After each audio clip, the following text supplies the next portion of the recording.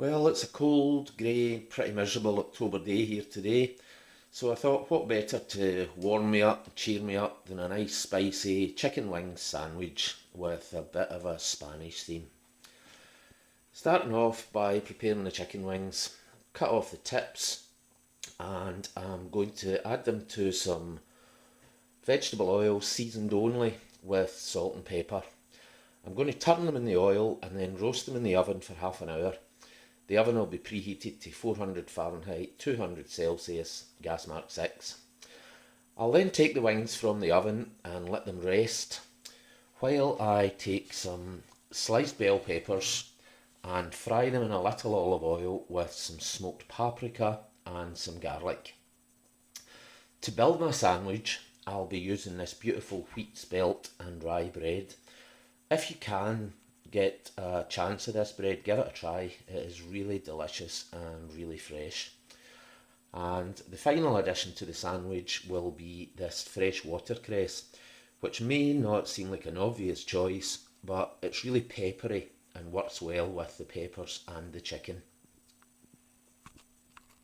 Okay, here we are, the best part of an hour later.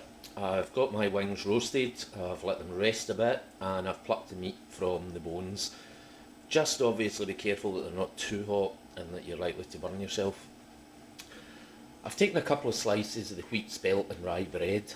Now I should have pointed out earlier with the watercress, when I bought this it said on the pack washed and ready to use. Never take that for granted. Always wash it through a colander under running cold water and shake it dry before you use it. I then roughly chopped it because it was a bit coarse, and I've scattered it over the bottom, what will be the bottom slice of bread from my sandwich. So what I'm going to do first of all is just get my tongs and start lifting the chicken meat over and onto the watercress.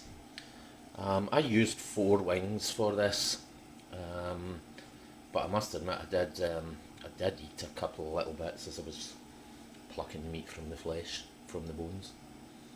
So it largely depends on the size of your wings, how many you're going to need. There we go, don't overfill it. Another couple of bits left there that certainly won't go to waste.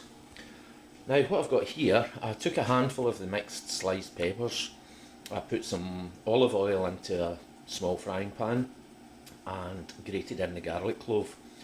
I then added the peppers and the smoked paprika, just a generous shake of that, and some salt, and I stir fried them for about 2 or 3 minutes just until softened. I wish it was possible to share the smell on this video as well as the pictures, because it really is fantastic. So finally what I'm going to do, I'm going to get some of the peppers with my tongs and lift them in turn over onto the top of the chicken. Just arrange them out as best you can. A few more.